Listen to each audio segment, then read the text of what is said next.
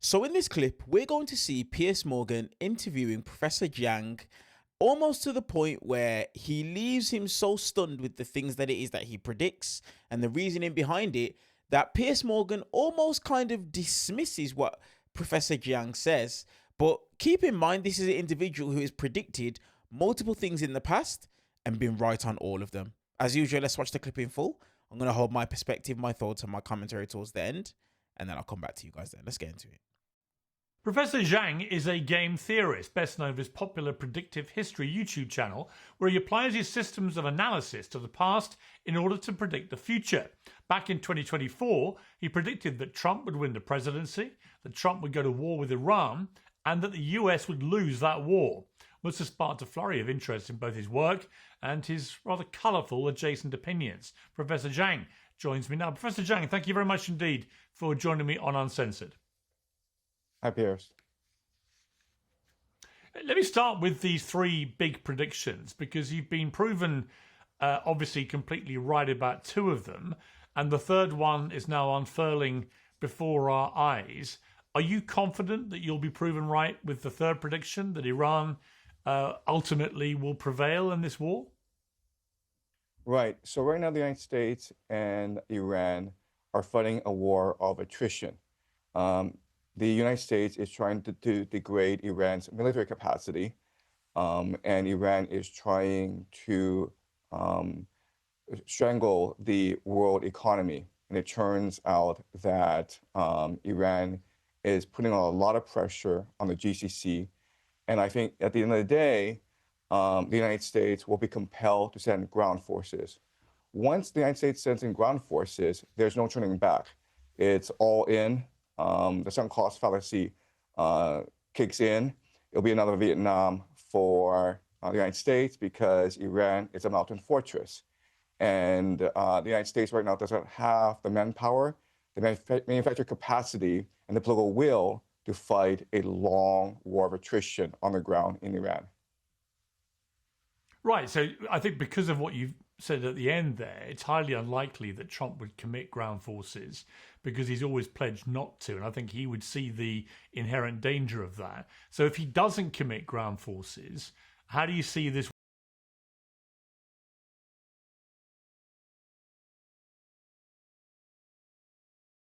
war playing out? Well, right now, if Trump doesn't commit ground troops, he does have a variety of options. The first option is just to simply declare victory and call it a day.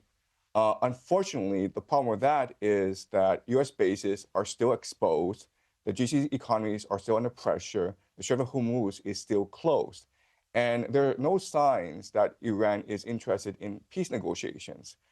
Iran feels as though it has the upper hand because it has the political will and the resources to draw this war out. Now, let's assume that Trump does withdraw from the Middle East. Then what happens is that the GCC nations of Saudi Arabia, Bahrain, Qatar, Kuwait, UAE now are forced to pay a ransom to Iran because they supply the world with their oil for the Strait of Hormuz. 20% of the world's oil flows through the Strait of Hormuz. But in return, they get food. So the GCC nations import anywhere from 80 to 90% of their food from overseas. And so basically the center of gravity shifts from the petrodollar to whatever financial system that Iran wants to focus on. And it could be BRICS, it could be gold, it could be anything. But remember, the problem with that is that the US economy is a Ponzi scheme. It's dependent on the GCC investing in AI, in tech stocks, in startups like Uber in order to finance the US economy. If this financing stopped, then the US economy could face collapse. And this means that these young men could not afford their OnlyFans anymore, and this could lead to a revolution in the streets. So the consequences for America would be dire if America were to retreat from the Middle East. I mean, it seems that the key part of all this sort of economic strangulation, if you like, by Iran is the Strait of Hormuz. We've already seen in the last few hours today that the successor to Ayatollah Khamenei, his son, has come out. Apparently, we haven't seen him or heard from him directly, but there's a statement in which he talks about keeping the Strait of Hormuz closed indefinitely. If that was to happen, what would be the consequences for the global economy, and how soon would we see those consequences? Well, I mean, the consequences would be dire because cheap energy, cheap petroleum products are the very basis of the global modern economy. So it just wouldn't be jet fuel that would be affected. It would also be food because remember, food is produced by fertilizer, which comes from the GCC as well as sulfuric acid, which helps the process of some semiconductor production. So artificial intelligence, food production, global travel are all dependent on products from the GCC. It's only been 2 weeks that the Strait of Hormuz has been closed for almost 2 weeks now, and already we're seeing high oil prices surpassing $100 a barrel. Iran says that they want to move it to $200 a barrel, which signals that they want the Strait of Hormuz closed for months. Now remember, even if Iran were to open up the Strait of Hormuz, it would take weeks before oil production continues. So I think for the global economy, I think we've reached the point of no return. And in the future, global economies have to commit to a bit of deindustrialization and even mercantilism in order to survive future shocks. So if you go to Southeast Asia, Vietnam and Thailand have already ordered the government workers to work from home in order to save fuel. You've pointed out that the Gulf Cooperation Council monarchies, the GCC, as you've alluded to several times here, are structurally unusual states because they're propped up by oil, desalination. They don't have their own water supply naturally, and American protection. You say correctly, they were built in open desert with no food security, as you said, 80% imported, no water security, the desalination dependency, no geographic defenses, they're flat, exposed terrain, no demographic cohesion. In places like Dubai, for example, 90% of the population are expats, and no independent security architecture reliant on the US, who have bases obviously in many of the states there. If you put all this together, is what's happening now in terms of the tactics that Iran are deploying, including the threats to desalination, but also targeting, obviously, it's targeted hotels and airports and so on, going to the heart of what the states there would like to see as the future of their economy, which is tourism, sport, entertainment, clearly designed to scare people away from that. Is this now representing an existential threat, do you think, to the business model of the GCC states going forward? Right. So the most vulnerable city and often the most glamorous city in the GCC is Dubai. And for many years, Dubai has been very successful in cultivating an image as the new city of London, as the new Hong Kong of the Middle East. And thousands of these millionaires flock to Dubai for the glamorous lifestyle as well as the tax-free aspect of the city. But the reality is that this was all premised on global peace, on Pax Americana, on the capacity of America to project power all around the world and provide security guarantees to the GCC. Now this aura of inevitability and invincibility of American empire has been shattered. And once an illusion is shattered, there's actually no coming back from this. And that's what people don't really appreciate about this war. This war is not just directed at Israel. This war is not directed just at the GCC and the illusion of American empire. This war is directed at American empire itself.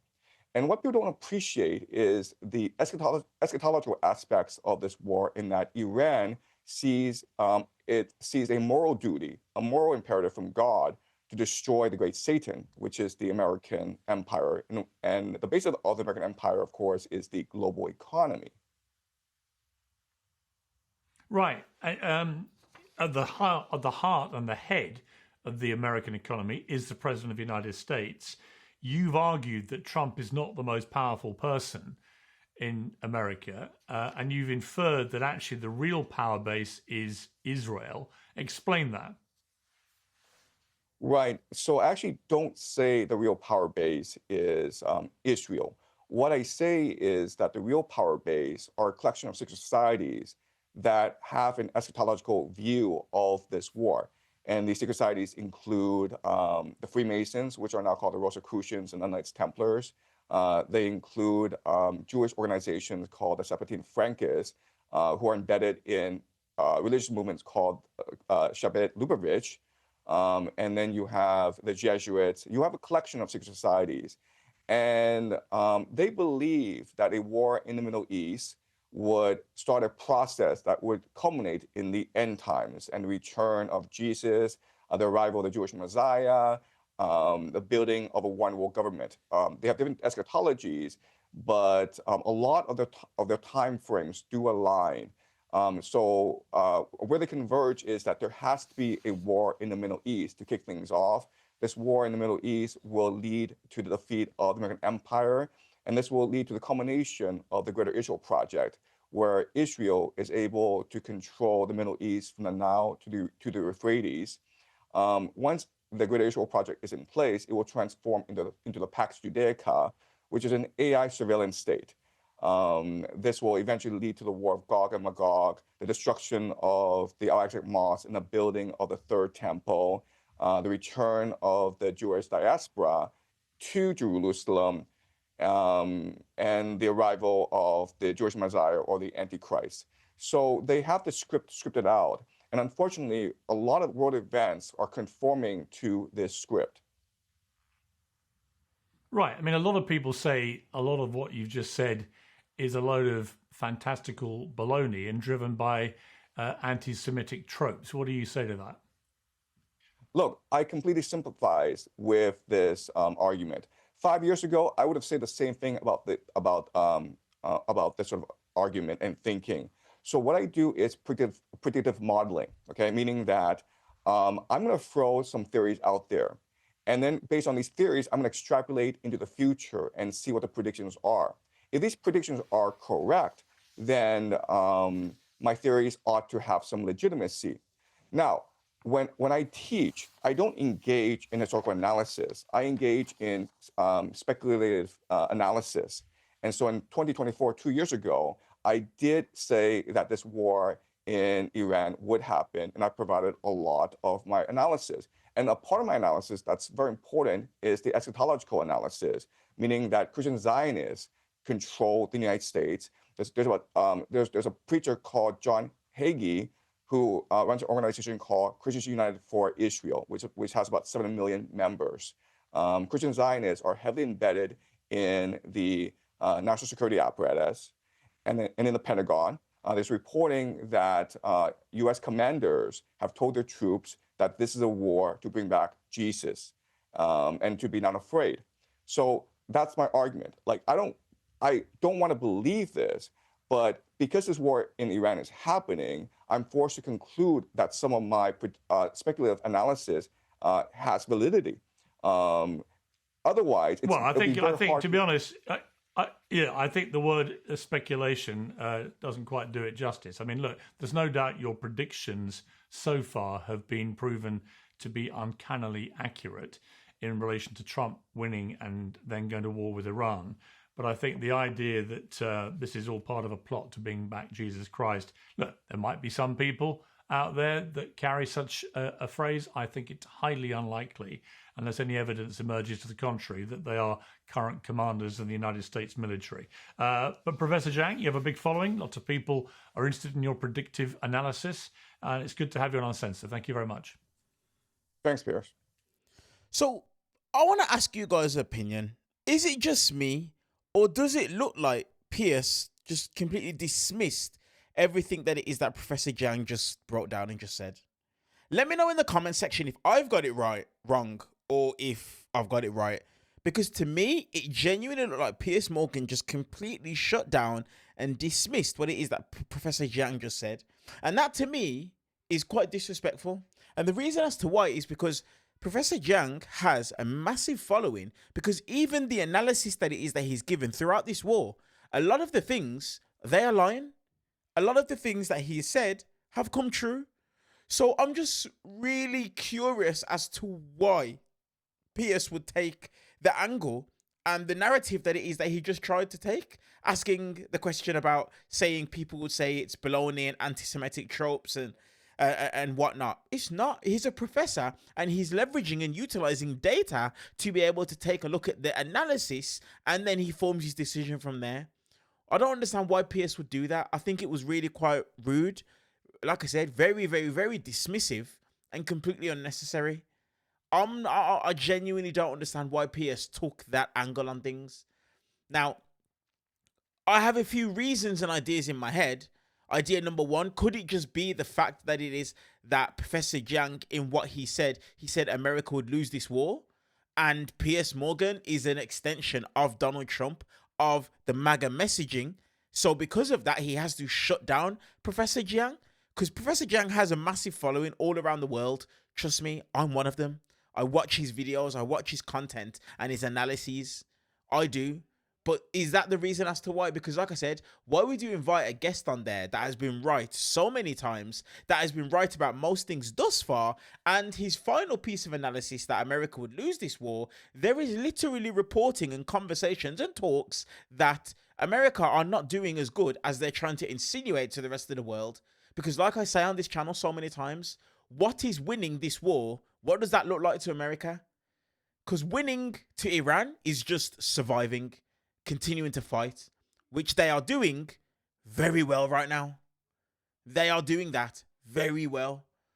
So I just don't understand the very dismissive nature of this clip. But let me know your guys' thoughts in the comment section below. Have I got it wrong?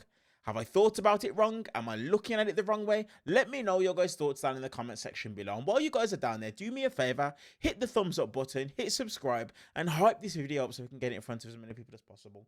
And if you are watching this video and you are a mother in the United Kingdom, happy Mother's Day. Happy Mother's Day to all of you watching that are based in the UK. And guess what? If you're not based in the UK, I'm going to say happy Mother's Day to you anyway, because you're a mother. And we want to appreciate you. Appreciate you guys, and I'll see you guys in the next clip. See you guys later.